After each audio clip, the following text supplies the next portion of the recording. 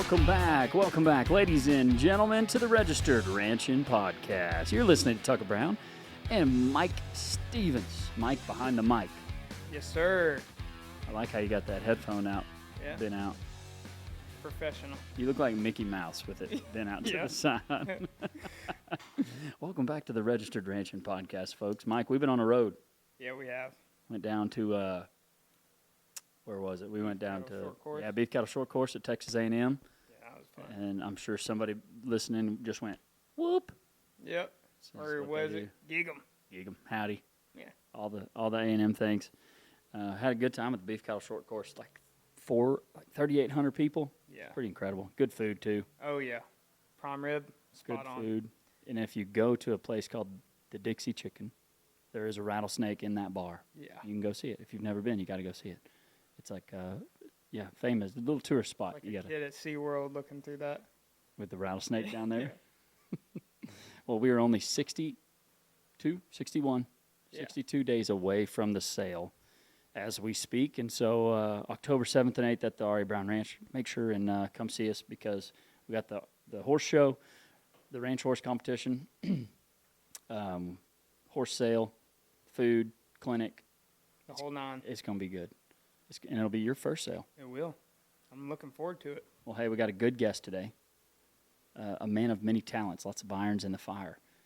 So as we introduce him as a cow, and you can tell me more or if I'm wrong, but as I know it, a cowboy, a photographer, an author, a friend, a world traveler, Mr. Beau Simmons. Welcome in, Beau.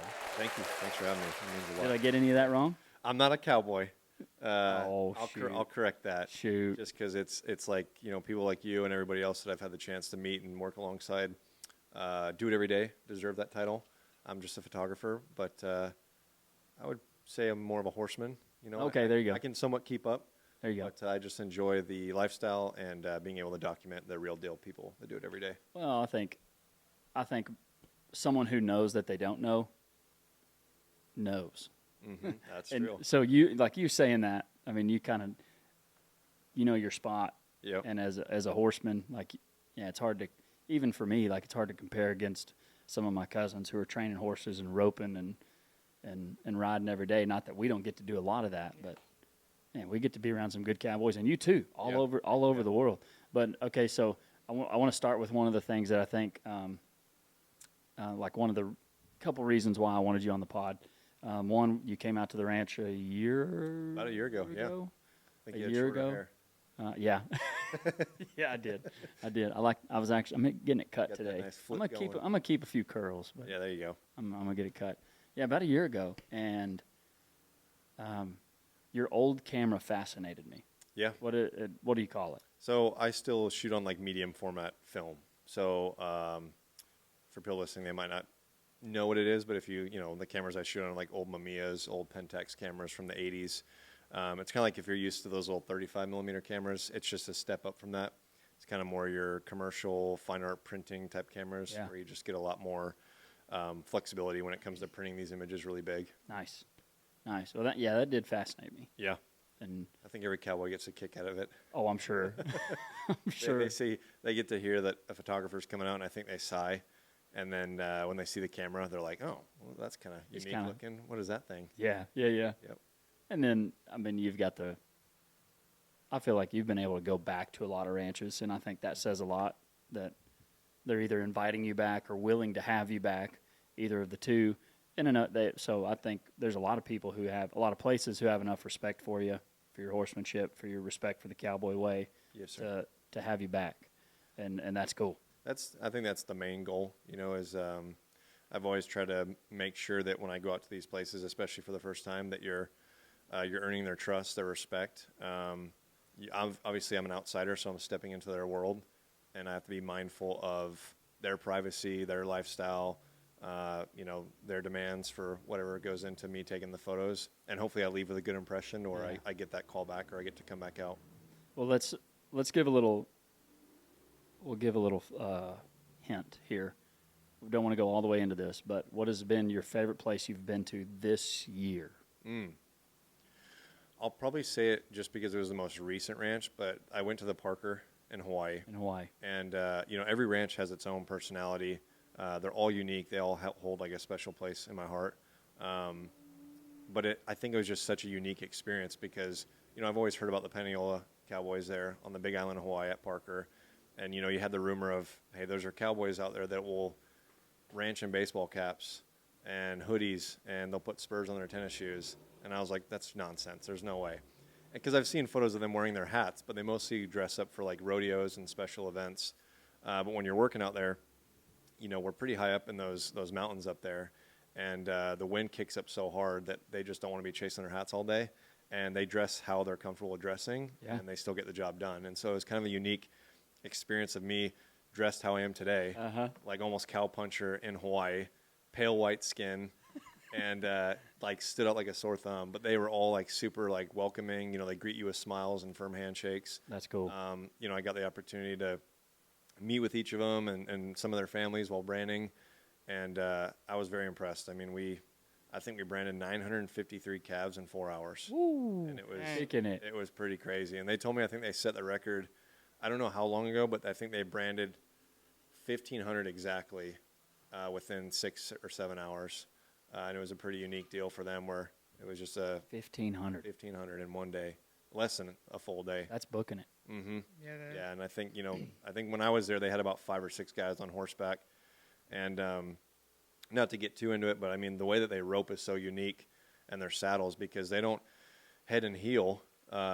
They still drag, but what they do is they build that loop so big enough where they kind of throw it over the calf's head, and then as that calf steps forward and kind of slips through, they pull it and cinch it tight, so you're getting heels every time. You're getting 2 legs. Oh, through the head. Through the head, and it goes through the body, and then they pull and pull heel. it tight, and then heel. Interesting. And there's about 5 or 6 of them about the size of this room in a small pen, maybe a little bit bigger, where they've got, 25, 30 calves at a time, and you've got 5 guys that are coming out of there one after another, and then you've got about, 12 ground crew that are out there just branding and vaccinating and everything else. So it was pretty unique just to see the Hawaiian landscape, the culture, the people, the Paniolas. I'm looking forward to going back out there. Yeah, that's different. Mm-hmm. I had no idea. Oh, yeah. And I've met a few of the guys from Hawaii, but it's hard to capture the culture just from them, especially because they don't, we don't recognize the differences until we maybe go, even though we talk about it, like you going. Did you know a lot of that stuff before? No, sir. I think I knew a little bit from like what I saw on social media. Mm-hmm. I talked to the ranch manager and everything, kind of got a heads up. And I was even, in my mind, because I've been working on this book, is, I was thinking, well, if every cowboy in this book has cowboy hats, is it going to look odd if this is the one ranch that doesn't? And I was actually glad that they refused to put on hats. They're like, hey, this is just how we work. Yeah. And it actually, one, challenged me to kind of work outside my comfort zone, but to also respect that that's how they dress and that's what's comfortable to them.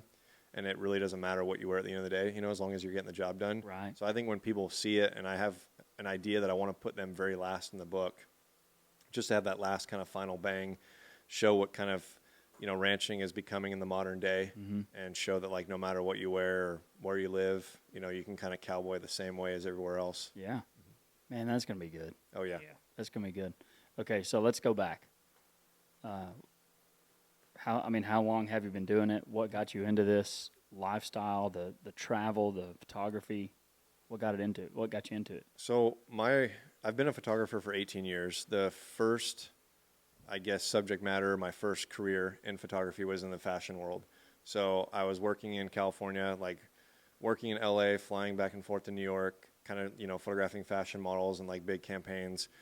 And I did it for almost a decade. And back then, it was good money. I loved it for a while, but I'm a small town kind of kid. My mom and dad and I are very close. They still live in the same house I was raised in. And when you're kind of thrown from a small town into like a big city and you're working with some of the most beautiful people, it really starts to kind of just change who you are a little bit. Huh. And I was kind of just becoming a man I didn't want to become. And I knew that there were certain changes I was looking for in my life, and I just didn't know what they were. And so back then I got invited to come out to a ranch and just take some photos and like a small family kind of deal. And, seeing these people that one, were, raised under God and their family and being close to their neighbors. It kind of brought me back to my roots and how I grew up. Oh. And it was one of those things where when I got home, I still did the fashion stuff here and there, but I slowly kind of phased out of it. And then I think during 2018 was when I was spending almost every weekend driving out to different ranches. And these were kind of smaller family ones in like Northern California, Arizona, Nevada. And it kind of just became this thing where I fell in love with the culture, the people. It brought me closer to God again, how I was raised. And from there, I knew that I wanted to pursue that full time because it was just chasing this bigger, deeper subject matter of real life people that don't get the spotlight or the credibility that they deserve. And, there's nothing wrong with, what field you're in, or there's a purpose for fashion and all that stuff. It just came to a point where I kind of hit an expiration date. Sure. And wanted to do something that was greater than myself. And so I've been doing that for nearly 7.5, 8 years now of like Wow. photographing cowboys full time. Yeah. Yeah. Full time. Yep. There's not many that do that full time. No. There's a lot that do the photography, and Yes, sir. I mean, it seems to be a growing industry in general, but full time is a different beast. Well, and I think there's different like fields within it too. Like most of the people that I see on social media that are photographing cowboys are kind of going the commercial route. Uh-huh. They might be working for brands. There's a lot of really talented, just like filmmakers that are doing more like the rodeo, like video stuff. And then you've got photographers and people doing like more of the cutting and performance horse side of it. I think for me, as I've always been in love with the traditional cowboy aspect. Yeah, there's already so many talented people in rodeo and in cutting. Maybe I'll dabble with that sometime. I've done a little bit of the cutting stuff, but for me, it's when I get to go out, way out past the blacktop, past the barbed wire, and photograph, real cowboys out there that don't even have social medias. It's maybe their wives that do. Yeah. To me, it's kind of like I'm trying to document something that many people might not have access to. Sure. To also get out there. And it's taken me a lot to earn that trust and respect. And I'm also kind of going more the fine art world to where I want to have images that are in books and in museums and have a much longer life than just, having them on a screen. Mm-hmm. That's awesome. I like the vision too. I mean, I feel like you have to get to where you are today. Yep. And you've grown a following on social media as well. So that's also a part of your business. Do you think that's helped you on the book side? Do you think that's helped you on sales, or has that just been another avenue of your love for media and creation and photography? I think it's more so that it's helped me with, like selling artworks or just connecting with people or having that social media presence. As much as I hate social media, I'm the kind of guy that, like for instance, if I was just at the Parker, I've got images from the film lab that got developed, so now I have stuff to share. But if I don't go anywhere, I won't post for like a whole month. Yeah. So I kind of go in and out. I don't feel the pressure that maybe some people do, where I feel like I have to post every day. Sure. I kind of just do it how I want, and hopefully people enjoy seeing me come in waves and sharing new stuff. But like for the book, it's not out yet. I've got one more year of finishing it up. So, we'll see what social media does for the sales of that. Mm-hmm. And, right now we're kind of just being selective on what publisher we work with on it, because I want to do the Western industry justice and not just spend 8 years building a book, give it to any publisher, and then it just doesn't do anything. My goal is to try and get it in the top publishers that can spread it across the world and really show people like what American ranches look like and really the heart of, that cowboy ethos and culture here. And you kind of got into it before. I call it the Yellowstone effect. Mm-hmm. But you kind of got in. What'd you say? 2018. 2018, yes, sir. Yeah. Before Cowboy was cool again. Yeah. And now you're kind of able to ride this wave of that culture coming back into the mainstream media. I don't know if that's the right. No, I word think or that's not. right. And I think it's, I think we all talk about this a lot of how there's the some people on one hand that don't like the Yellowstone effect, and there's some people that do appreciate it. But I think regardless, every ranch I've talked to, you can't deny that beef is at an all-time high. You can't deny that horses are selling like crazy, for just prices I've never seen. Unreal. Even 8 years ago. It's like I could get a pretty decent horse for $5,000 8 years ago. Not anymore. And now it's like triple that, Yeah. maybe even higher.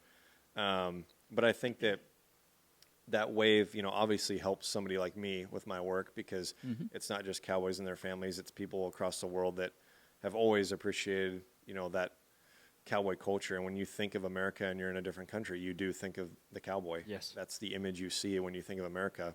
And I think that right now we see, I've always said cowboy's always been cool. Maybe right now it's ebbing and flowing and it's at an all-time high, but I don't think it'll ever go away.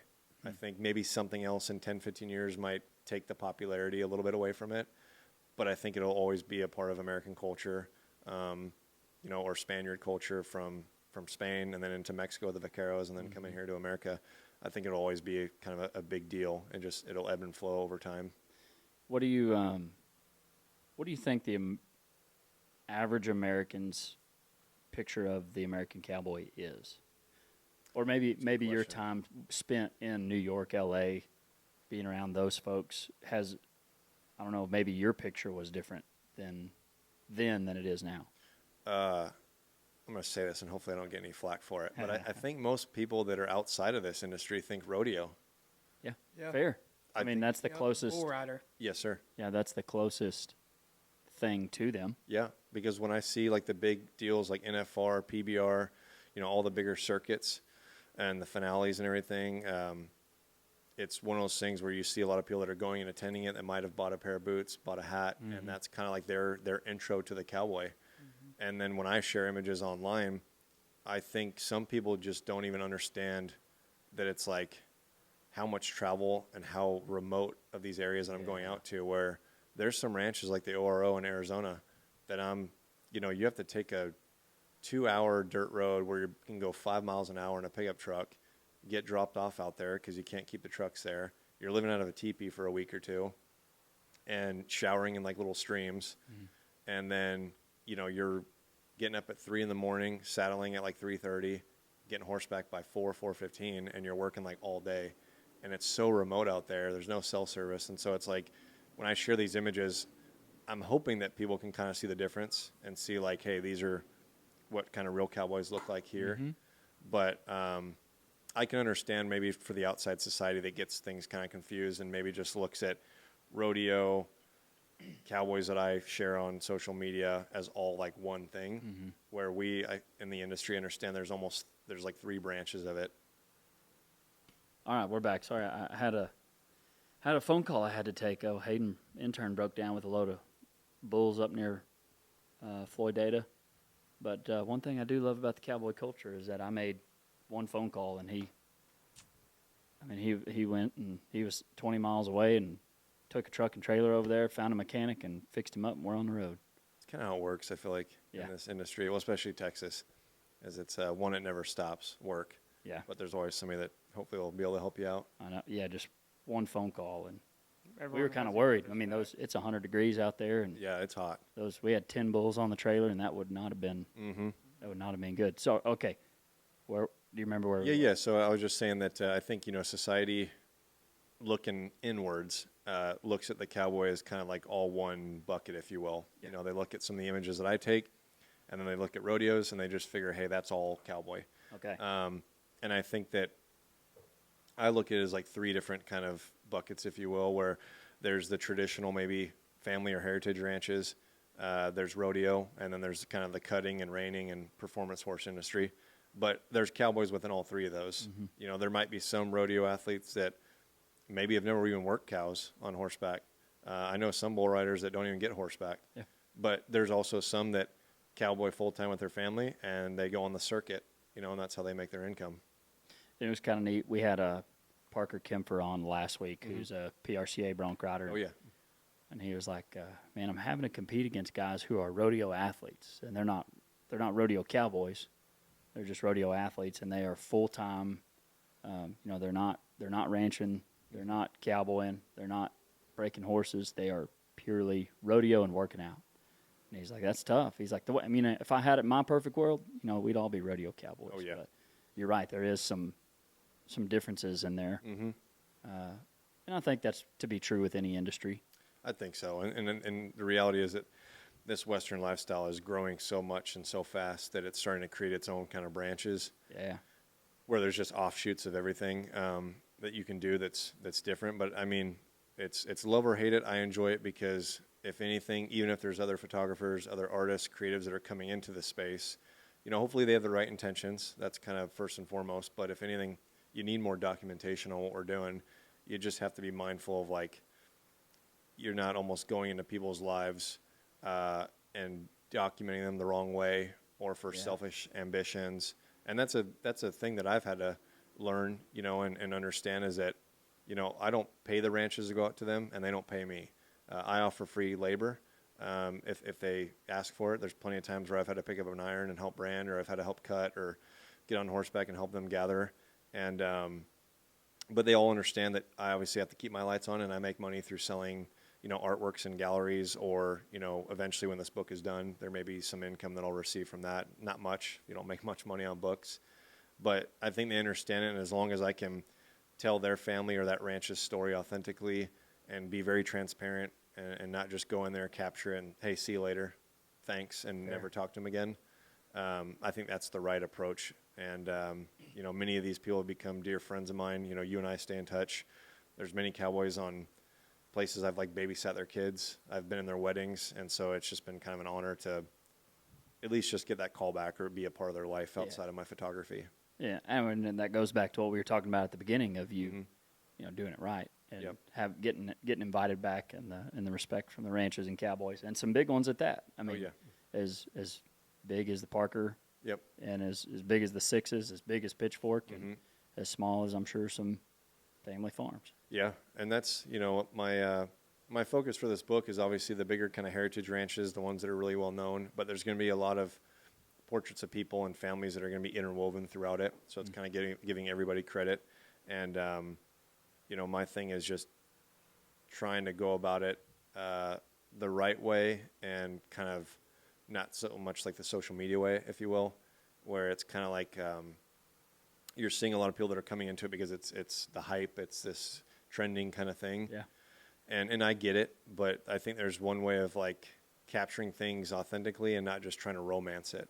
It's for me, when I capture like details of like bloody hands after cutting, or close up of like the stirrups and there's like mud all over the boots and everything else. It's like those close up details tell a much greater story to me than like the typical shot you might see of like a cowboy sitting on his horse with like a big sunset in the background. And that stuff's pretty, but I just think that I've tried to find a unique eye in my own way to document it in a different light, if that makes sense. Oh, and I think you do, because there's one picture that I remember you took of it was of like a skeleton of a cow. Oh yeah, and I've seen many of those. Yeah, and it was a sad picture, obviously, and death being a part of just the circle of life and a part of ranching, but like not many photographers share that story. No, and it's. Thankfully, I mean, I've had people ask me, like, do you get pushback? Do people try and come after you? And I haven't. It's been awesome that I've been able to, like, tell the stories through the photos. And I always try and make sure, like, I bring a journal with me and I write in it about what I was experiencing on each ranch. And I think, like you said, those mundane details tell a much greater story of that this industry or being a cowboy is not all sunshine and rainbows. There's a lot of darkness to it. There's a lot of heavy moments where, I mean, unfortunately, I've been on ranches where, calves are going through a chute. One bumps that one forward as they close it, and they don't mean to, and it's like crushed its head. Yep. And then you got to drag a lifeless body out of there and pick back up work, and everyone's kind of mad at each other, where it's all very down. There's no more smiles or anything for a little while, because you realize that you just killed just the life of a calf. And, like you said, there's been many times where, even when I was just out at Padlock in Montana, I was riding this one range with a couple of the guys, and we could see, buzzards and some coyotes messing around with a mama cow. And I kind of rode over there, and sure enough, there's a dead calf that maybe was born 24 hours prior, probably died of natural causes. And, they were just kind of harvesting its body. But I took a photo, and it's like literally just its head and then its whole spine. Yeah. And it's kind of one of those, I guess it's morbid, but it's still life. And there's something important to showcase what happens out on these places. And I think that, we're the general population's 3 generations removed from the ranch now. Their their great grandfather had a little bit of a farm or worked on a farm, And since then, the only connection they've had is either a rodeo or what they see on television. Yep. And so we tend to humanize things whenever we're a little.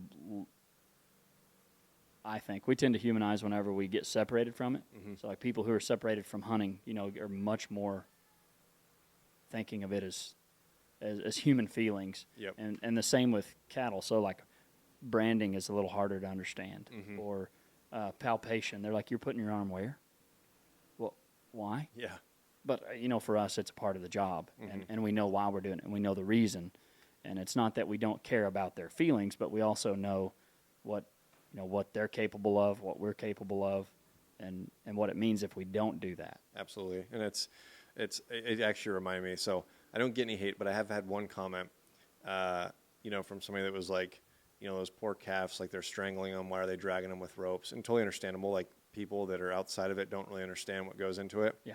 The way that I try and describe it to people is, I'm like, do you remember when you were a baby, when you came out of the womb and all the procedures that were done on you?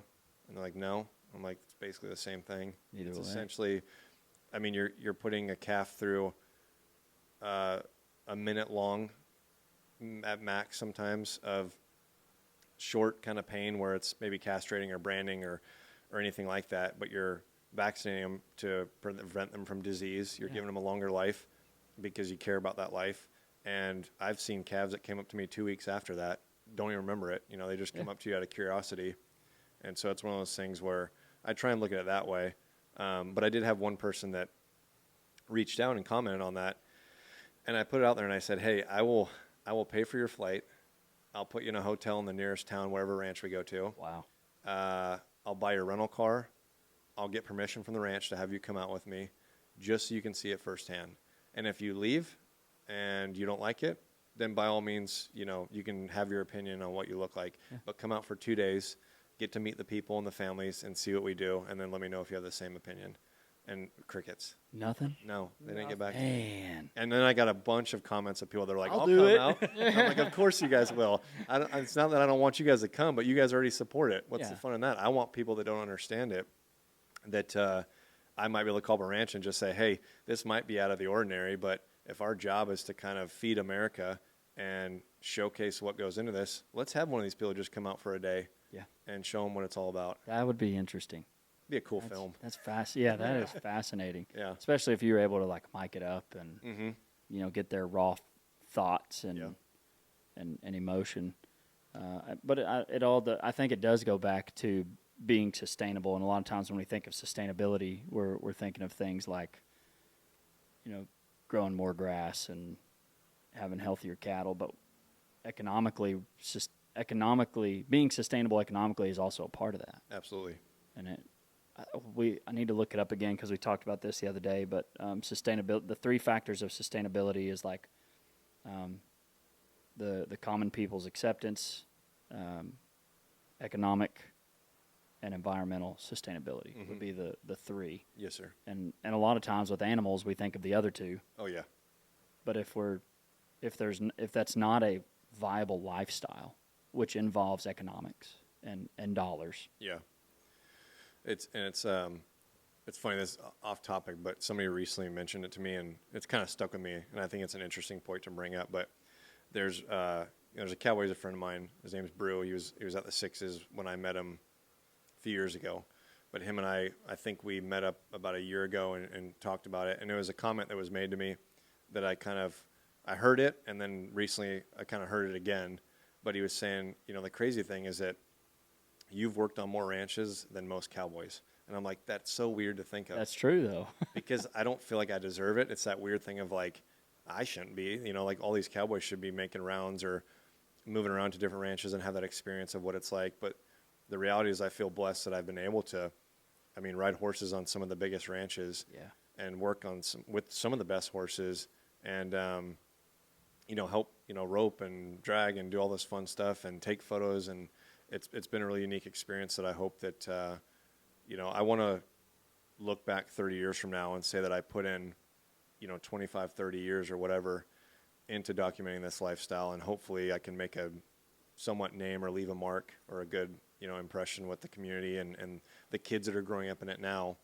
And that's the crazy thing is there's some kids that I photograph that are, you know, not like the toddlers that are out there in the branding pen, but even like the 6 and 7-year-olds that are on their own horse. Yeah. It'll be crazy to maybe photograph them when like they're in their 30s and 40s. That would be cool. When I'm like in my Full 60s, circle. 70s. And Yeah, it'll be that like the would be last, awesome. maybe some of the last photos I take, but just to see that person grow up. And, or maybe that's this book and they look back and they're like, yeah, this guy came out and photographed me when I was like 6 years old. Uh-huh. And that's me and my dad. And maybe, you never know, it's like maybe they'll look back and be like, yeah, well, my family member or my dad since passed. Right. But this is the photo we had together. Uh-huh. And that's the kind of unfortunate side is like there's some photos in this book of people that have passed. Oh, wow. And young guys, you know, like I know a 21-year-old who was working at the ROs that I was with who, you know, recently left, went out to Arizona to a different part and just got in an unfortunate accident where he got dragged to death on his horse. And it was hard for me. And it was, you know, his sister reached out to me and I didn't know his family or anything, but they were like, you know, you were the person that took the last photo of him. Wow. And we printed it out and put it as kind of a celebration of life. And it's just, I felt honored. It was kind of like moving to That's powerful. be like, man, that's crazy. And I was like, well, I'm going to make sure and do good service and have that photo in the book. But then the next page have like a memorial type Oh, thing, there you like a go. little story of how him and I bonded and kind of give like a, you know, rest in peace type salute to him in the Yeah. book. In the book. That's cool. Yeah. And you, what'd you say, 35 different places? 30 There'll different- be all said and done about 35 ranches. Yes, sir. 35 ranches in that book. Yeah. Dang, that's neat. Mike, you mentioned you had a question. Yeah, so do you remember the first photo you ever took that was like where you realized, okay, like I like this? Like, That's a good question.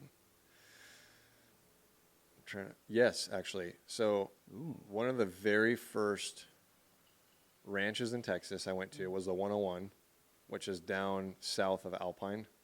And I was working with, who's still a dear friend of mine. His name's Ross. He's Jenna Paulette's husband. And, you know, I go down there and visit them all the time. But I was working with him. And there's 2 brothers, Gary and Mitch Garden.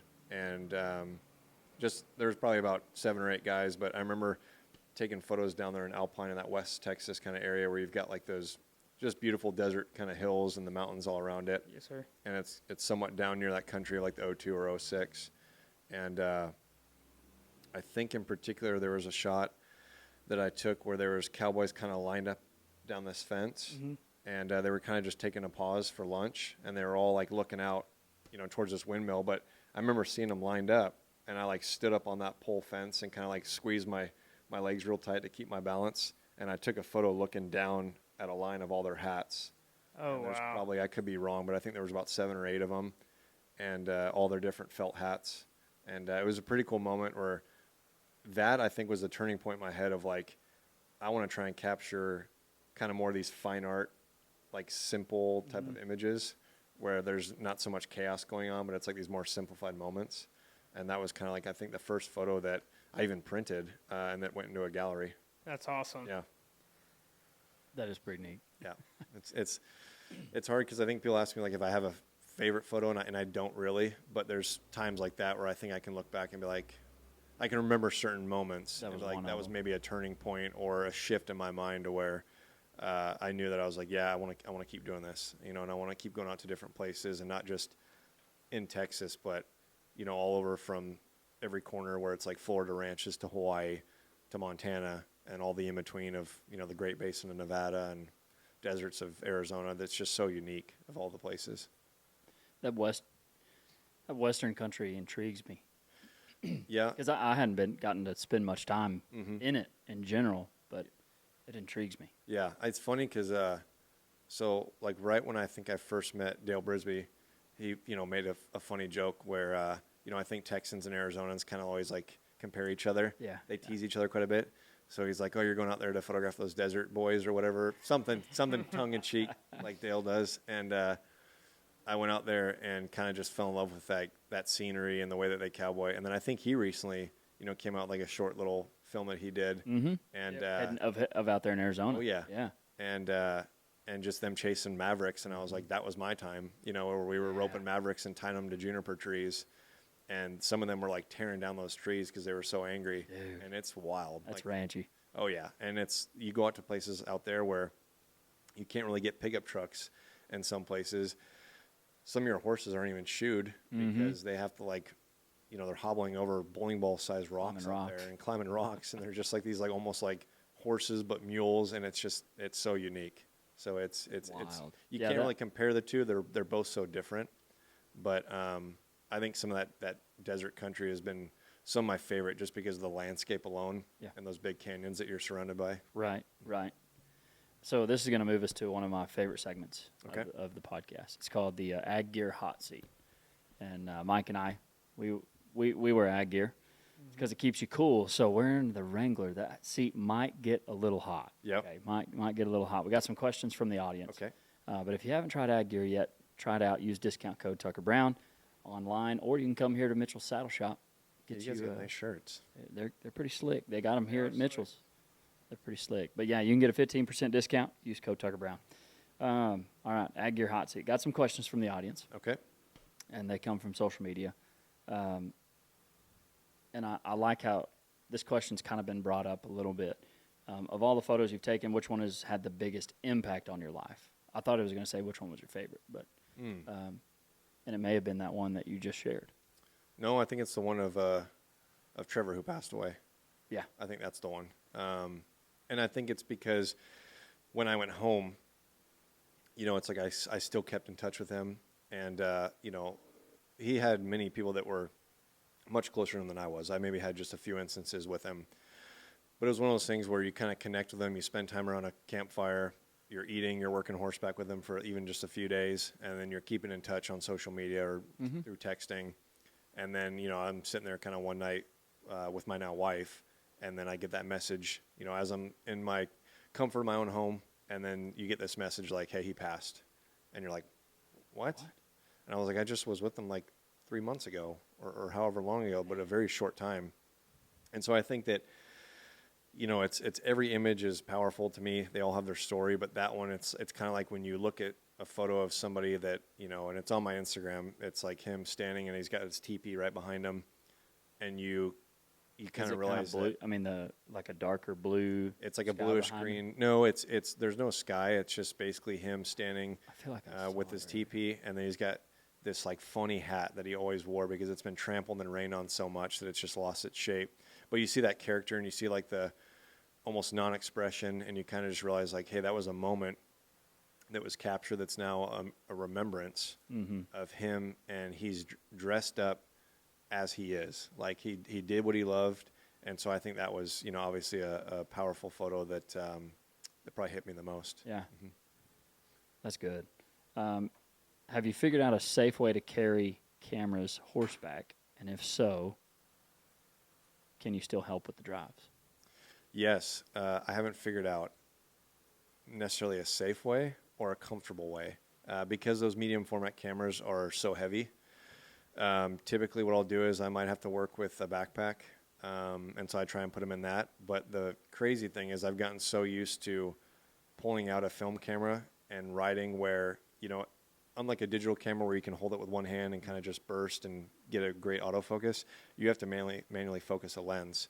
So I'm holding the reins up with one hand with my hand underneath the camera lens, and then I'm looking through it as we're working. And I've had to change rolls of film on horseback before, even at a trot, where it's kind of like, you're kind of trotting your guts out and you're trying to stay balanced and multitask and put a roll of film. And knock on wood, I haven't like lost a roll of film off the saddle from it. But it's one of those things where I think haven't found a comfortable way. There's probably people I could reach out to build like custom, saddle bags or something that could fit the cameras in them where it's easier to get in and out. But I think I enjoy the process of torturing myself on some of these long 15, 20-mile trots, and you have the camera beating into your kidneys. Yeah. And it's just kind of all part of it. But I think I put myself through probably some extremes where I don't need to. But to me, it's kind of like, I think it builds character within myself to at least show the people that I'm working with that, hey, for one, I want to keep up. For two, I don't want to just be slow or be a burden and ask for too many things when I'm out there. Yeah, fair. What type of camera and lenses do you use? I know we've kind of talked about it, but so the two medium format cameras I use is a Pentax 6.7 and a Mamiya RZ67. Most of the lenses that I shoot with are either equivalent to like a 50 millimeter. I've got one that's like a 28 millimeter, so get more of your wide angle shots. And then for portraits, I like to use something that's like equivalent to like an 85 millimeter. Mm-hmm. And then kind of along the same lines, you have any advice since equipment purchasing has been a barrier to some? Any advice on that? Like a barrier as far as, I guess into the photography industry. like maybe kind of affording. Yeah, equipment and whatnot, affording yeah. a camera, affording a lens. So I will say, I mean, the digital equipment has changed so much. I can't keep up with it. And because I've been shooting film for 13, 14 years and I haven't touched a digital camera for a long time, I can't really keep up with what is the best technology now. So I might be illiterate to some of it. But like when I first started photography, I mean, I shot on a $400, $500 camera for a long time. And I just got used to the mechanics of shooting on a manual camera and challenging myself to take it off the auto feature and learn about it. And I think that anybody that's looking to get into it, like, don't feel the need to keep up with all the crazy $4,000 or $5,000 cameras and big lenses. Buy something within your means, or you're not going to be, broke from your purchases. Buy something that's good enough, that's 20 megapixels. Learn the basics, the fundamentals of carrying that camera everywhere with you and getting closer to people if you want to photograph people, or practicing certain lighting conditions where you can go out sunrise, take photos like today where it's a harsh sunlight in the afternoon, and then go out in the evenings. And I think once you kind of develop the skills, and then, maybe you get some more income, or you start doing it somewhat where you're making some money off of it, then you can slowly start investing into better equipment. That's good. I was about to ask any advice for new guys coming in, but you just slapped the hammer And on that. there's some people that can really buy their way in. They've got disposable income and they can buy all the nice stuff. But I think it's fun to watch people that start from like a very basic camera and they work their way up and they really go full into it, because the reality is like anything, is what is the rule? It's 10,000 hours or 10 years to become really good at something. This is that field. I've been doing it for 18 years and I'm still failing at things and figuring things out, even into almost 2 decades. That's pretty neat. I don't think there's so many, I think, that do it part-time for the love, just for the love of it and media and wanting to capture those moments, in which we can do that on a phone now. A lot of people can. Oh yeah. But I think a part of what has helped me with social media is my mom and my cousin both being photographers and kind of seeing what they do when they take pictures and the different eye, the eye that they have. Yeah. To be like, oh, I need to get here because this will give me that angle that I'm wanting with that in the background, and that's. You're kind of almost shooting with both eyes open. You're kind of looking at your peripherals or framing certain things. And another, I think, important thing is like printing. Printing your work. Like, don't let it live on a screen. I think that we get so used to scrolling through Instagram where we just have this. Our minds are so, I want things fast, this instant gratification, and I'm just going to scroll and look at it for 2 seconds and keep going. It almost like removes the emotions of how each image was captured. And maybe someone took a lot of time into photographing that shot. Maybe it took them years, and someone's just flipping right through it. Yeah. But print it. If you can find the means or the money to even make a more affordable print, even for your own home, I think that's when it shifts.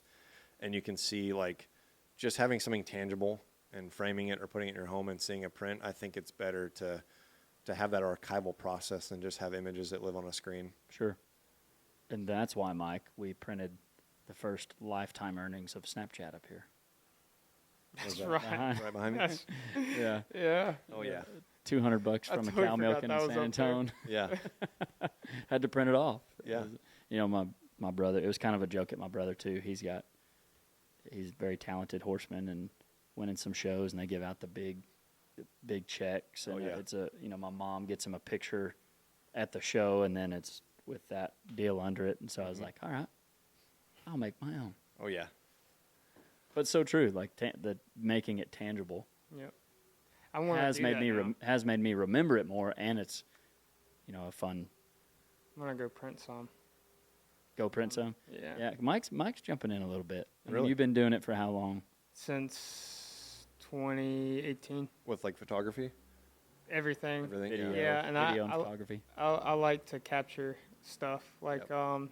just like you said, blood on your hands, Mhm. scratches from barbed wire, Yep. holes in jeans and stuff like that. I like that Oh yeah. sort of photography. It's just And more real. yeah, and I just like capturing like Tucker does, just working and filming it and documenting it, and Yep. something as simple as mending a fence, or pushing a cow through a chute. People don't know that, so then I'm fascinated with like breaking it down and explaining it to people, Absolutely.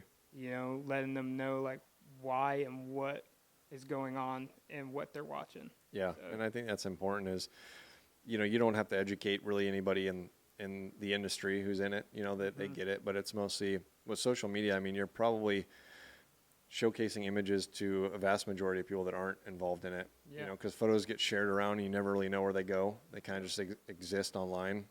So having kind of a story or a picture and a background of what's actually happening, I think is important. Besides just taking photos, I think the education process of writing about it is important as well. yeah, Oh, yeah, that's so true. Mm-hmm. Because you can do a lot of damage with if you just had a picture if you only had a picture of that. I'm going back to that picture of the skeleton in the back Yep. of the truck. yeah, If you only had that, and I read your journal entry afterwards, that changes your whole perspective on that picture. Yep. yeah.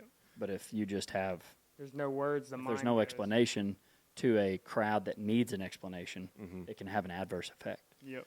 Yeah, and I think that's where Yeah. it's like saved me is having these journal entries and kind of writing more poetic words or stories behind each image gives people a clear, I guess, kind of understanding through it. And so maybe that's kind of helped me with not having people hate on the work or try and correct it, but actually understanding what happened in that moment.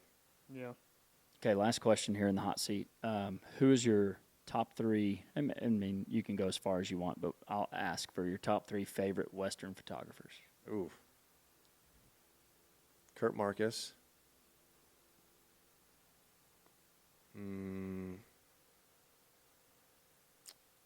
Trying to think of two other ones that were. You can say you. And you if can leave want. it. Yeah. No, it's not my word. I'm trying to think of three because it's I like Lewis's work back in the day, but he did a lot of the Native American kind of older cowboy stuff. And then there's actually somebody that has a similar background. So Richard Avedon was kind of more known as a fashion photographer. If you look him up, you're going to see most like fashion stuff. But he did kind of a series where he was photographing everyday kind of Americans like on the road. And this was like, oil field workers, gas station clerks, farmers, ranchers. But he did a short stint where he kind of photographed cowboys. And same with, Kurt Marcus is, Kurt Marcus started in fashion and then worked predominantly in the Great Basin of Nevada and did a lot of those 1970s and 80s buckaroo kind of photos. It's hard for me to think of other names because I don't follow a whole lot of other photographers. And it's not so much in a way of discrediting or not wanting to kind of have a community of other artists. I think I've always just been the personality where if I start to pay attention to too many people and what they're doing, I lose track of who I am. Yeah. And I am a very competitive natured person to where I know that if I pay attention too much to what others are doing, that I lose sense in my craft. And I've always tried to just keep my head down and have blinders on and focus on what I'm doing. So I might be a little illiterate with that question, but those are kind of maybe the two or three that come to my mind. That's good. Well, welcome out of the hot seat. You did great. Yeah. You did great. You can check out the ag gear in there if you need to. Use discount code Tucker Brown online and get 15% off ag gear. Not just shirts. They got hoodies. They got caps. Mike likes the ag gear. I don't I follow. love it. Don't follow my lead. I mean, you said I'm wearing a heavy shirt, wearing a felt hat in the middle of summer. I'm one of those guys that I'm like felt year round. I'll just sweat in it. tougher I'll than I am. wear the heavier cotton shirts. I'm probably stubborn. The windbreaker shirts are so nice. I just haven't really even tried them, and I've just kind of stuck with. I guess I'll just wear like the old 80s and 90s type stuff that everyone kind of suffered through when they worked outside all day. Have you ever worked with any brands that, different different companies maybe that want to they want you to capture that lifestyle for them? So I've worked with some Western brands when I was doing, kind of transitioning out of the fashion side. I kind of came over to the Western and, did stuff with Ariat, Wrangler, all those brands. As a photographer? Yes, sir. And then it kind of, came to a point where that's when I was like, well, I want to kind of do more of the fine art and books and gallery stuff. So I don't really shoot any commercial stuff anymore. There might be 1 or 2 projects a year that I'm pretty picky that I want to work with. If it's a brand that I really enjoy, then I might, work on something with them. But I've been working with Schaefer Outfitters. I know that we've got some stuff coming up. A lot of people heard that I was attacked by a bear last year. What? And I was wearing a Schaefer shirt. And I think most people thought that it was going to be like completely shredded, but it was just like 4 puncture holes. And I took a photo of the bloody shirt when I got out of the hospital. It was like on the hood of the rental car. I took a photo of the shirt, and immediately there was like 80 to like 100 replies of people like, what is that shirt? They want the shirt. Yeah. And it was kind of, or like, what happened? What shirt is that and whatnot. And so, Schaefer obviously sent me a replacement shirt, but I've been kind of working with them, and we've got I think I can kind of hopefully tease it. I won't say too much, but like we're working together to release a shirt this fall. Oh, nice. So hopefully I don't get in trouble by saying that too early, but I'll ask for forgiveness for it. But that's just one brand off the top of my head. I've had American Hat that have sponsored me hats. And I'm not like an official ambassador or endorser or anything for them, but I've just always worn their hats, and they did, I had a short film that was made, on my story and kind of my work and involvement on these ranches. And so American Hat and Schaefer both sponsored that. And then we did a screening at my gallery in Dallas. Had about 250 people there. And so that's probably some of the brands that I consistently wear, and work in. And then if I can share photos for them just to use, I'll help support what they're doing since they support me. Sure. Now, we glossed over this thing of the bear attack. I don't remember this I don't remember this the last time we talked. Yeah. It happened after. And I recently told it on a podcast I was on up in Montana. I told them the full story because I kept it kind of disclosed for a while, but it essentially happened when I was working up in Montana. For people listening that might not know, cowboys in Montana and Wyoming like to rope bears on horseback, just for fun. Yeah, we've had one talk about it on the podcast before. If you look back, there's like historical paintings of cowboys roping bears. I mean, it's been an old thing. I think cowboys have been doing it from probably 1800s, 1900s and up. And, I think the methods of it sometimes, and in this case when it happened, was to keep this bear away from these calves because we were flushing this whole canyon of calves coming down, and he was in the brush like maybe 20 yards from them. Oh. Not that I know that he would attack them, but he was just too close for comfort, and they've had some calves be killed out there by bears. And so essentially I was up on top of one range. I heard a couple cowboys yelling, "Hey, bear," and I saw this bear darting out of this tree line, and then they roped him and stretched him out like a calf. And so I went down there. They hadn't healed him. They hadn't healed. Well, they threw a loop around his head, but bears have a way of they can get their claws underneath that rope and yank it right off. Oh. So immediately I think what they did is they roped him, got around his neck, and then the second cowboy got around his back leg just in time, but he ripped that front loop off his head. And then they got a third cowboy to get his front leg. So he almost had his right front leg and his back left kind of stretched out. And so when I got to him, he was kind of just laying there. He was pretty calm. He wasn't really mad or anything, but I think he was just kind of confused. Yeah. And I was like, maybe from me to you, and I took his photo. And he looked right at me. He had these like almond eyes. And, from that moment, I wanted to make it quick because I was like, let me take his photo. I handed my camera to one of the cowboys, and I was like, we need to figure out how we're going to let him loose. And right then when it happened, he ripped that front one off his paw, and I thought he was going to come after me there. But he couldn't really get away because his back leg was still cinched down pretty tight.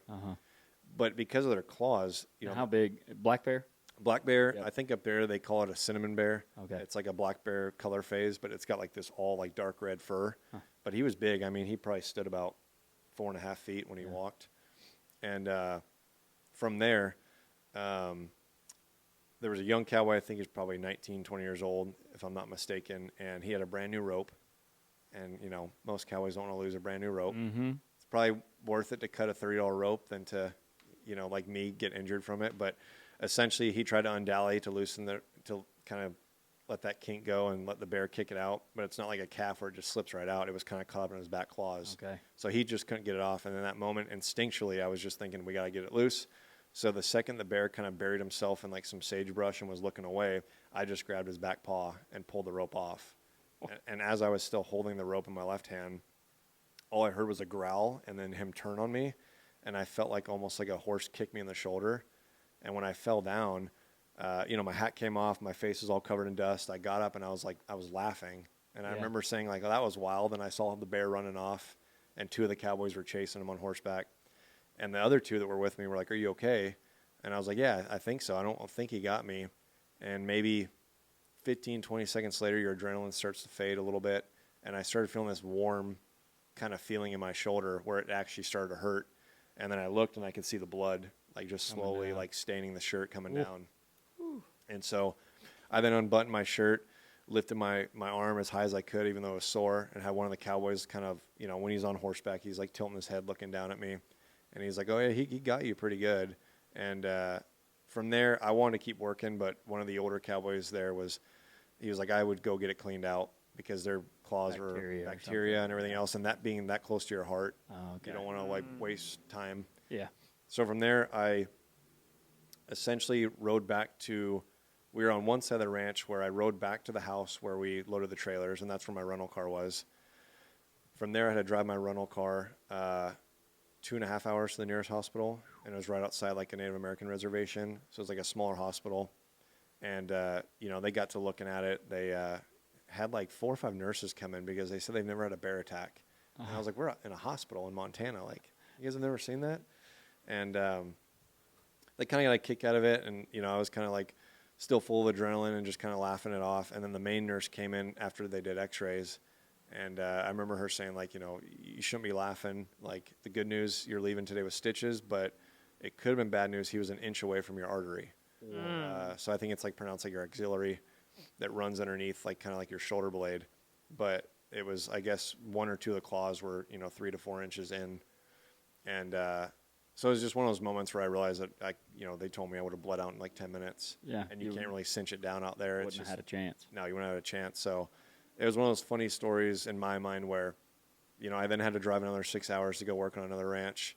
And word kind of spread around, even to other ranches, that like, hey, there's this photographer guy. He got attacked by a bear. It was pretty wild. But the biggest thing I think that when I was driving, I called up one of the cowboys who was there because I didn't really see what happened. It happened so fast. And he told me that when I pulled the rope off, the bear stood up on his hind legs. He swiped me. And as I was falling backwards, he lunged and tried to bite my face, but his bottom jaw is what took my hat off my head. Whoa. And when I felt him barrel over me, that was because the cowboys chased him off just in time. And I think black bears are not going to sit there and tear up your back like a grizzly. I think he just wanted to get you there. He's trying to get out. Yeah, and for the sake being, it's, on the record for Fish and Game or anybody listening, it's like I didn't rope him. I was doing my best to free him, and that's just what some of these ranches do. But I've always wanted to kind of keep that ranch name off the air just because, I respect them and don't want it to be a liability or anything like that. But it became kind of a funny story. I've got the photo at home. I've got the bloody shirt still. Yeah. And I think that's, pulling it all back to the beginning is, to be fair to Schaefer, they want to do things right. They didn't want to, support me and roping bears and all that. Yeah. But I think they just have appreciated my work within the cowboy community and my work on ranches to where it was kind of an easy way for us to come together and do a little project together. That's neat. Yeah, What a story. Yeah, who else can say they've been, attacked by a bear? Yeah. My cousin Emily McCartney, she also does some Western photography, and she has a similar, I guess, story because she was bit by a rattlesnake out here. Oh, no kidding. And, made it to the hospital, and they got her some anti-venom, and there was no swelling ever, and they actually think that sometimes rattlesnake will give a warning bite with no venom. Before venom, yeah. And either she had just no reaction to the venom, and they got the anti-venom in her fast enough, or it was a warning bite. Interesting. But who else can say they've been Not bit by many. a rattlesnake? Yeah. No, and I've killed many of them. Yeah. on ranches, and I don't even want to get close enough to. No. You know, Find it's out. Yeah. Yeah, don't pick one up, Mike. no. It's either I'm hitting it with a shovel or whatever I have. I mean, I've used Use some rocks. I've used the end of a rope. Oh, and there you just go. Just Whipped it on whipping top of their head, once or twice until they flip over on their belly, and I can kind of get on top and cut their head off. But Yeah. I don't want to get that close and get bit. No. And you see people that'll catch them.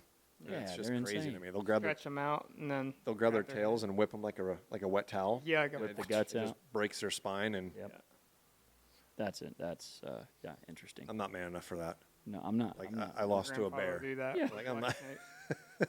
Lost to a bear. Yeah, I'm 0-1 with a bear, and I'm not going to try and do a rematch. No, Yeah, not, no. I'm not done. trying back. No. I'm retiring from that now. Okay, well, this will take us to one of my next favorite segments. Yep. One of my favorite segments called the Bedrock Tough Question. Okay. Mm. So Bedrock is the flatbeds that we use. We love them because they're the toughest ones out there. They're in Shiner, Texas.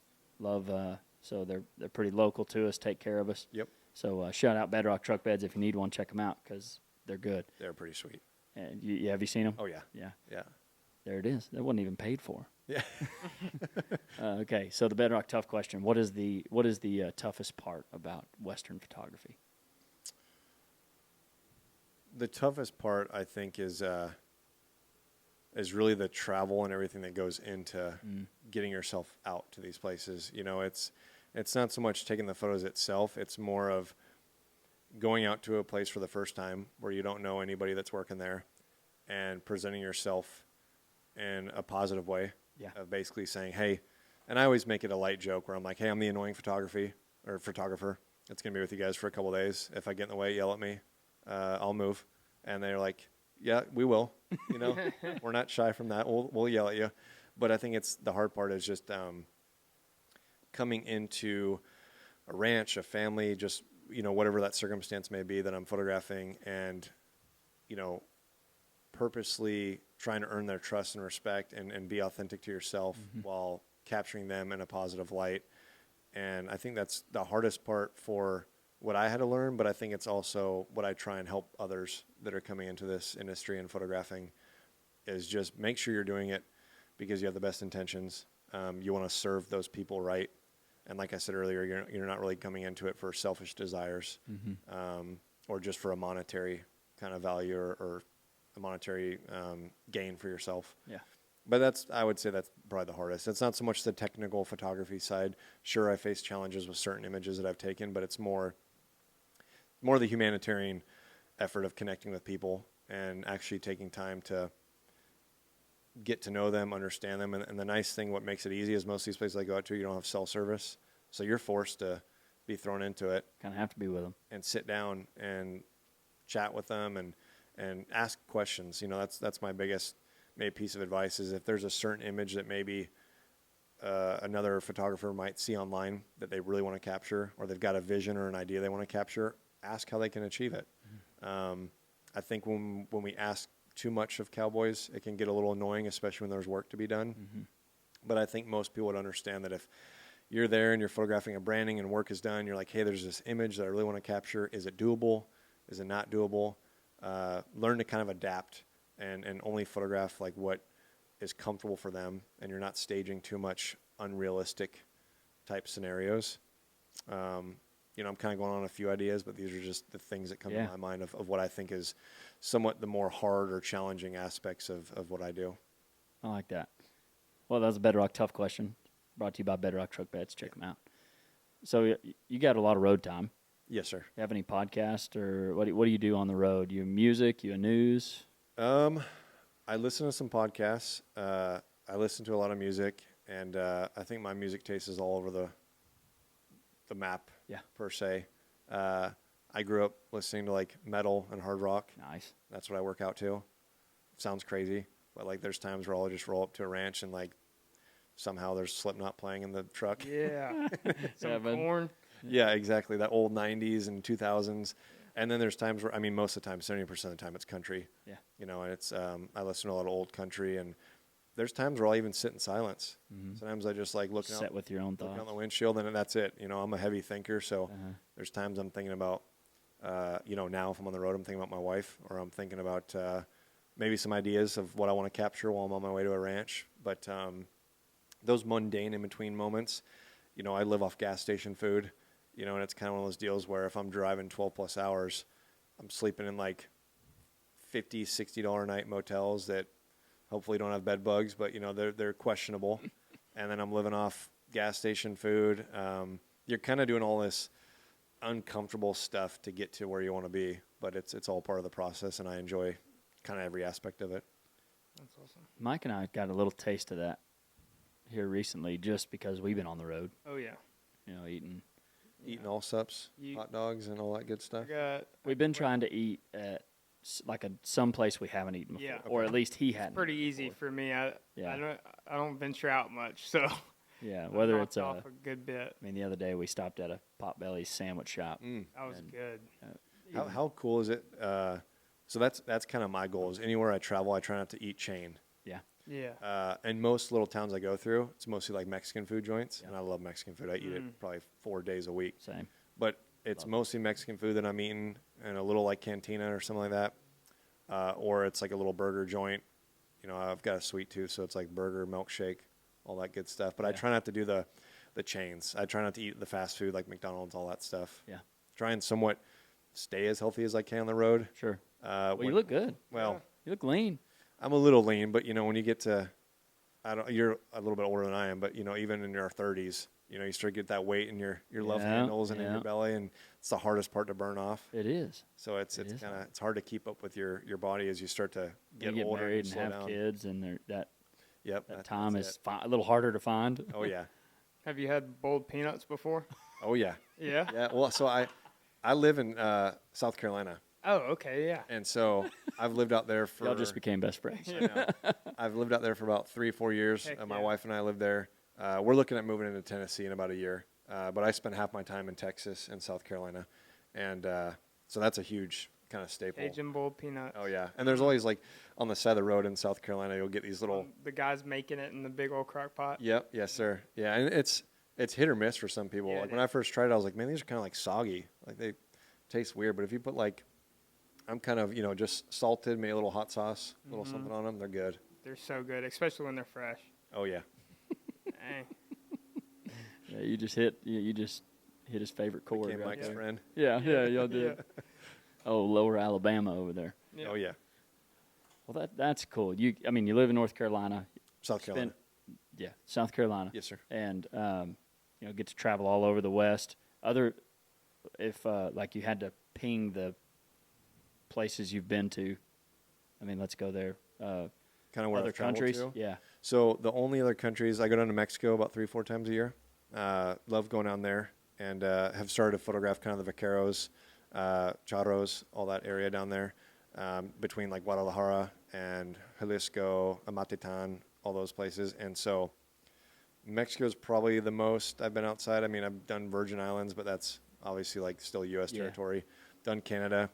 My wife and I are actually Still U.S. territory. Exactly. 51st state. Yeah, that's true. And my wife and I are kind of planning our honeymoon because we decided to do it 6 months after we got married. Nice. And that'll Congratulations. by thank the you. way. Yeah. And I think that'll take us outside into like Europe, or we've been talking like New Zealand, different places like that. Yeah. But I haven't really experienced much of other countries. My whole thing has been trying to see America, and I've gotten 49 states, and I've probably done 49 multiple times. Alaska is my last one. Okay, I was about to say, can I ask what that last state is? Alaska. Yeah, I've been. So you've I've been saving to it. Alabama? Oh yeah, Yeah. What yeah, part? many times. Birmingham, Montgomery. What is it like? Gulf Shores. Yeah. Yep, been About down in that 40 area. minutes there. away from my grandfather's place. So funny story. In 2020, I think when the hurricane hit Lake Charles, Louisiana, I was driving through Alabama and I was trying to figure out my route because that hurricane was moving in. It didn't make landfall just yet, but I was like probably 10 hours, maybe 8 hours outside of Louisiana. And I was thinking about going up to Little Rock and going up north and then skirting down because I was going to go to Florida. And instead, I kind of timed it perfectly where I drove through Alabama, and then I went through Louisiana, obviously, after that. And I went right through Lake Charles, maybe 2 hours after the hurricane passed. Dang, that So is you could perfect see the timing. sunshine, and you could see out in the horizon still darkness, like it just kind of rolled over. Dang. And that town was like a ghost town. It was like homes were flipped over, trees were down, power lines were still sparking in the road. It was kind of crazy to see, but I know that's obviously Louisiana, and you're asking about Alabama, but that was kind of No, that's one of so cool. the first times I think I drove through Alabama was on that trip. Did you get any pictures of that? Oh yeah, yeah. I stopped, and there was during that time it was obviously kind of the big heyday of like the re-election for Trump, Mm-hmm. and so there was one guy that really stood out to me because I was in Louisiana, and there's this guy with his shirt off, like big beer belly, sitting on his front porch. His windows were all boarded up because that's what they do down there is they just put plywood over the windows, and he's sitting there with like an American flag, like straw hat. And I was like, this guy's a character. Like, I just want to pull over and like talk to him because I love meeting people. Like, no matter political views, whatever. Like, Yeah. people are so interesting. And so I was like, I'm gonna pull over and just talk to this guy. And I sat there with him on his front porch, just talking about the hurricane. And I asked the typical question, like most people. I'm like, why don't you leave? If this is happening every year, every other year. And he's like, where am I gonna go? This is all I know, and this is what we do: is we go through it together as a community and we rebuild. And it was just kind of this funny moment where I'm like sitting with this stranger. And he's like offering me a beer, and there's nobody else around. There's like stray dogs running around. I'm like, this is wild. Like a guy who grew up What a in moment. the high desert of California, almost Nevada, and then you go out to like my first time in like Louisiana, and I'm like, this is pretty cool. There's some cool places in America that I just from there on Culture wanted shock. to see. Yeah, Yeah, I'm about to say, talk about a different culture. yeah. But Alaska, I think, will be a good final 50th state. They've got this thing that they do every year. On 4th of July, I don't know if you've seen it. They launch these cars off the side of the cliff. Oh, I have seen it. I didn't know that's where that was. It's in Alaska, and it's a small town. I think they've got like thousands of people now that go there. But I've been trying to make it intentional that hopefully by next 4th of July, if I can get this book done, get all the branding works kind of done where I'm going, I might haul out there and try and check that out. So what is there? Do you know the reason why they do that? Because I've never heard of that. You can't have fireworks. So in launch that cars town, I think they're like there's a firework ban. So they literally have a pulley system set up where they hook it up on like just cars that don't run anymore. Yeah. And they pull them like going super fast, and those cars will launch off going like 70, 80 miles an hour. And you'll just see like airtime, and they'll just come crashing down. That is awesome. we'll have to Launch look it school up after this. buses, Yeah. all kinds of stuff. But yeah, for people like listening, if you look up car launch 4th of July Alaska, it looks pretty cool. Yeah, it'll pop up pretty quick. Yeah, and now there's like professional guys out there with drones, like just going underneath the cars while they're like airborne. What in Dang, the that's world? so cool. That is a unique. Oh yeah, Well, we're so the book's coming out next year. I'm hoping so. Like I said, it's been about 8 years in the making. I've got about 6 ranches left. 8 years in the making. Holy cow! Yeah, it'll be the most ranches ever documented under one book. Wow. And obviously, there's been many talented photographers that have already done, Western or cowboy Yeah. books. My goal is that I think the thing that I've seen is, you do an art book, and obviously it's supposed to be photo heavy, but it lacks the stories. And so my whole purpose is it'll be an artistic coffee table book. It'll have heavy images, 90% of it, but I want some stories taken from my perspective of kind of like my journal entries of describing what it was like working on each ranch.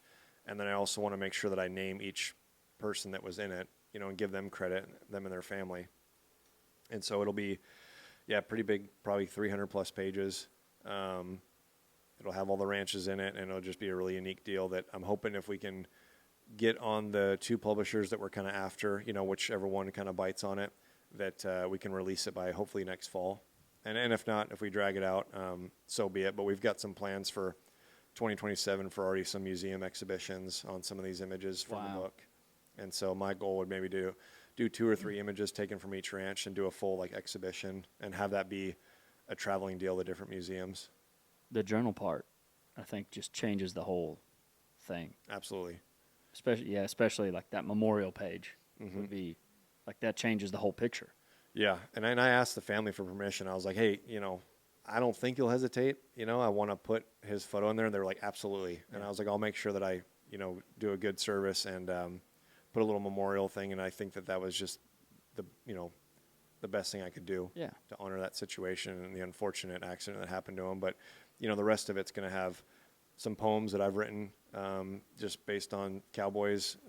There's some stuff in there obviously honoring, I'm a follower of Christ. So I want this book to have some mentions of just God and His majesty and what He's done for just us and, the ranches and just this beautiful land that He's created that I get to go on and take photos of. And so I want it to be an impactful book that kind of wraps up all of the traditional cowboy culture. There won't be any rodeo stuff in it. There won't be any really the performance horse stuff. But I think everybody who's in, as I mentioned before, the kind of that 3 bucket type thing, I think everybody will enjoy it because it's honoring cowboys. And, obviously rodeo came from cowboys. Yep. That's where it originated from. And so I think everybody will really enjoy it when it's all said and done. Or I hope so. Right. Oh, that's cool. Anytime, or if somebody is wanting this, how can they keep up with when it's released? I think just that. on my social media, if people just follow me, at Beau Simmons. Obviously, most of the images I post on there are going to be in the book. And I look at my Instagram as kind of telling more of the documentary side of the images. And then my website, which is just beausimmonsphotography.com, that's more of the fine art. We've got 8 galleries here in the U.S., and between those 8 galleries, there's actually a total of about 16 locations. Oh, 'Cause cool. some of those galleries have multiple locations. And you have one in Dallas. Yep, I have one in Dallas, and the unfortunate the thing for me that's been kind of hard is I think there's many people, and I've mentioned this before, that you've got the ranchers' wives that take photos and they sell prints of them, and I've never really wanted to step on their toes because sure. they're doing that full time and they deserve all the income that they can get for their family. I kind of decided to go more of the fine art kind of high end route because when you look at the fine art world, just to give an example, I showcase at Art Basel every year in Miami, and it's the biggest art fair in the world, but you're not seeing anybody in hats or boots. You're seeing kind of all the typical kind of street art and this art world that's kind of just we wouldn't relate to it. Yeah. But I looked at it can I bring the cowboy culture into this world and showcase people that have traveled all over the world to these art fairs and show them what American cowboys look like? And so my whole focus has been trying to bring my images and more of the fine art stuff of documenting the Western lifestyle into galleries and into this fine art space where I realize that not everybody can afford that work.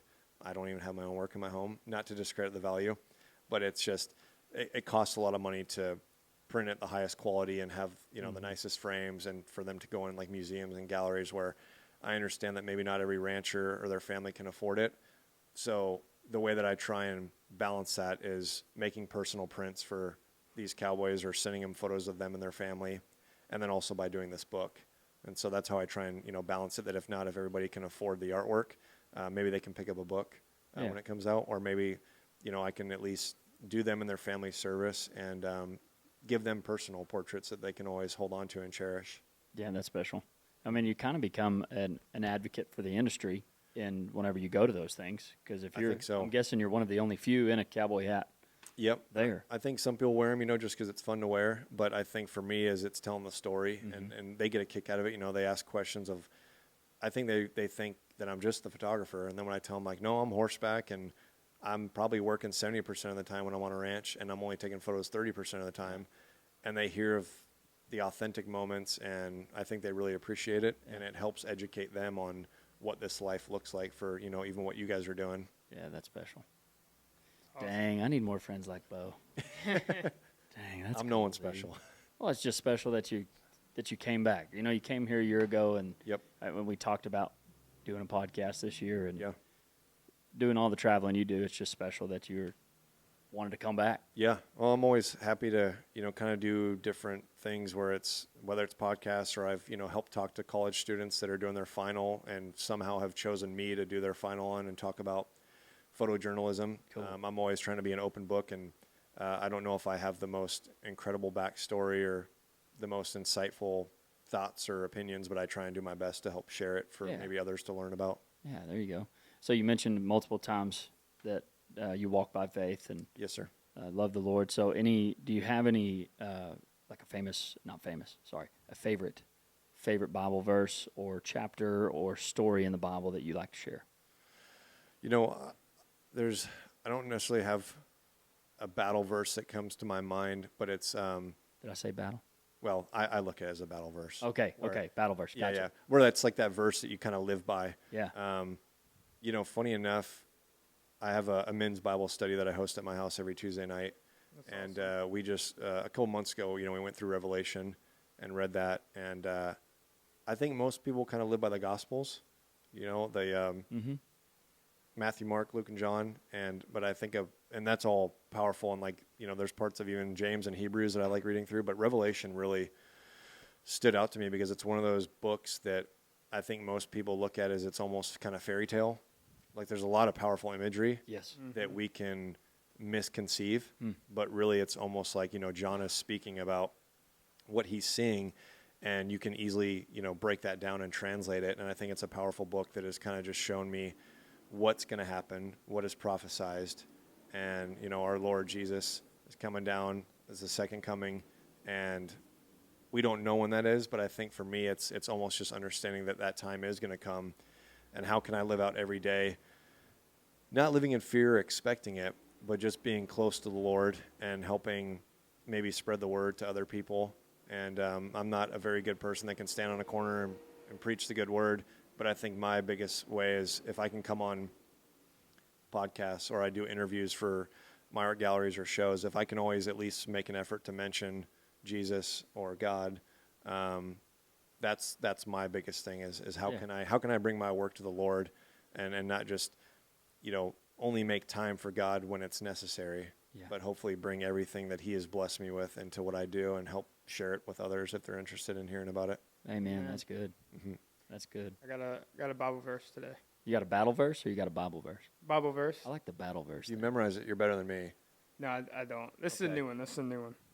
It's Colossians 3:23, and it's for the earth Good one. shall be filled with glory. Let God lead and cultivate your heart and home.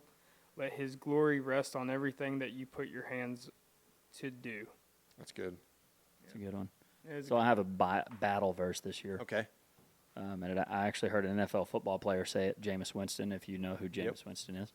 And he, I never thought Jameis Winston would be the one like praying on the Pat McAfee show or talking about Jesus before a game, but he is now, Yeah. which is pretty cool. But I heard him say it, and I looked it up, and I've had it as my, 2025, Proverbs 21:31, and it says, the horse is made ready for the day of battle, but victory comes from the Lord. And so it's like inspirational for me of like, I've got to have my horse ready. I've got to have my podcast ready. I got to have my business ready. But in the end, it comes from the Lord. But He does call us to have it ready. Yep. Well, and that to me also goes with, what the good book says of God loves a hard worker. Mm-hmm. He doesn't love complacency. Obviously, there's that balance of work and family and time for the Lord. But I think that Lord loves a hard worker that also has, dedicates his life to God, but isn't just kind of sitting around waiting for the Lord to make miracles happen in his life. Right. You got to go out there and get it done, but you got to also bring the glory to God at the end of the day, because what you're doing, He's blessed you with what you're doing. And sometimes I get that we're raised in unfortunate circumstances. Not all of us are born the same, but I look at there's always light and darkness, and there's always ways that can get you out of whatever circumstance you're in. And if you seek Christ and you just put Him in front of everything else that you're doing, I believe that He can make miracles happen. Amen. And I've seen Him work in my life in many ways. And I don't want to get too preachy. Obviously, I can't even recite a Bible verse. So I know that I need to check myself and get better with that. But I think there's a part of me that I just try and look at the whole of the Bible and the Word and different things, and how can I better my life as a man and help lead by example for others.